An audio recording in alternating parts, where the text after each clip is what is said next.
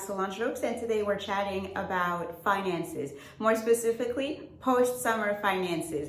More specifically, recovering financially after the summer month. This is also a public service announcement to check your bank balance and your credit card bill if you haven't already after your summer vacation. But more seriously, many, if not most of us, especially as working women and moms, know how expensive the summer month can be. From outrageously expensive vacation to pricey summer camps and increased childcare costs, not to mention for those of us whose kids are home, the extraordinarily high grocery bill every single week. All of this can add up quite a bit during the summer month and can lead to pretty serious dents in our budgets and in our credit card bills as well.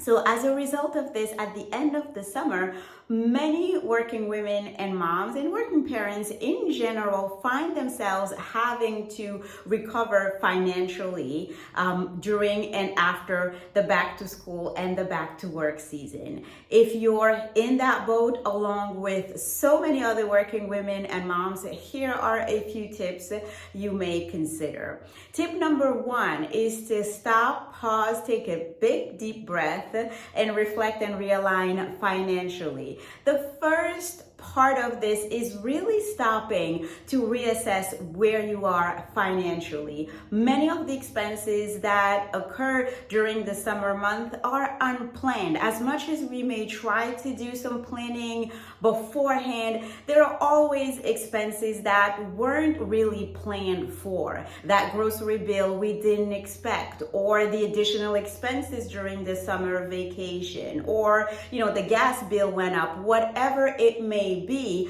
a lot of it still takes us by surprise. So it's important at the end of the summer to stop and reassess where you are financially.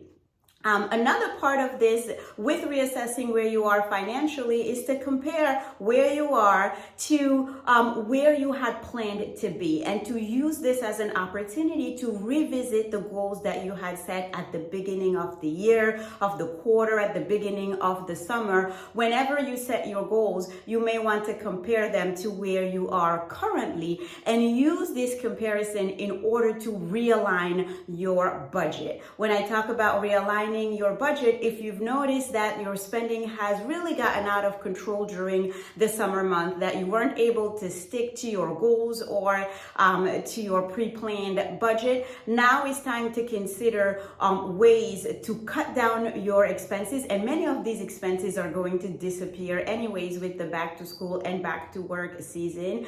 And along with looking at ways of trimming down those expenses, also looking at ways to reallocate the excess from those expenses to the goals that you had, including saving more, investing more, and just in general having a more balanced budget.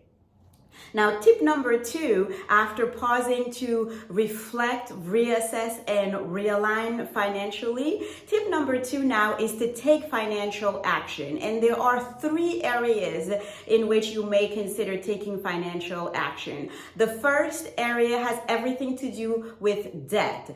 Many, if not most working women and moms take on a lot of debt during the summer month in order to fill in the gaps for all of those unplanned expenses, or to make up for the outrageously high cost of vacation, child care, summer camps, and other expenses.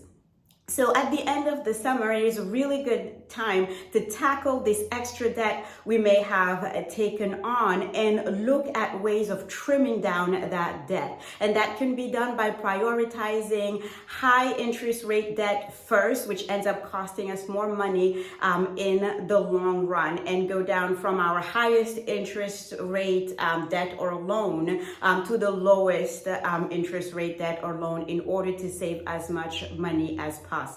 Another option when tackling debt is is also to try to consolidate our debt in order to end up having just one or two payments as opposed to multiple payments for different debts or loans. And last but not least, considering contacting creditors in order to reduce our debt is also a great option to successfully tackle our debt. That's the first area. The second area has everything to do with savings, and more specifically, revamping our savings strategy. For many of us, saving during the summer month is really hard. Now, the back to school and back to work season is a good time now to take a look at our savings strategy and boost it up a little bit. We can save from those expenses that are being trimmed down from the summer month, and we can take it as an opportunity to look at high yield savings accounts, for example, and looking at ways of reallocating money into our savings account. Using the power of automation can be really helpful as well, so that you don't have to think about it. A certain set amount of money is automatically transferred from your checking to your savings account. So it happens in a way that minimizes the incidence of you using that money for another purpose. So these are some ways to tackle that second area, that is savings. And the third area when it comes to taking action financially at the end of the summer has everything to do with boosting our incomes. It's one thing to tackle debt and savings. It's another to look at ways to increase our incomes. And this can be done by looking at earning other sources, other streams of income, such as through freelancing, through consulting, through having a side hustle, for instance. And last but not least, tip number 3 is to grow financially, right? So after pausing and reflecting and assessing where we are financially in order to realign, after taking financial action through debt, savings, and increased income, now we can look at growing financially by investing in financial education. Financial education is one of the most powerful tools for growth for working women and moms.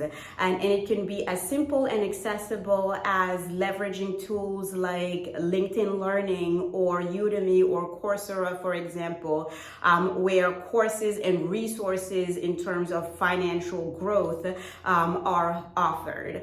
It could be also as accessible for some, if not for everybody, as investing into a financial counselor or a financial advisor to help in the process as well. It's also important as part of our financial growth to connect with like-minded working women and moms and like-minded individuals in general who are also on this path of financial recovery and financial thriving, in order to gain all of those insights, tools, and tips that we may not have on our own. And last but not least, the very last tip has everything to do with self, and it has to do with self-care. Any financial journey is a journey of ups and downs that can demand a lot out of us, especially as working women and moms. So it's really important to make room for the self-care that allows us to continue to pour into ourselves and to continue to grow financially and in other areas of life as well. So these are the tips that I wanted to suggest and that you might consider as part of your own post-summer financial recovery and future financial thriving. Please add to this list by emailing us at corporate@thecorporatesister.com. And as usual, thanks for watching. I'll see you on the next video.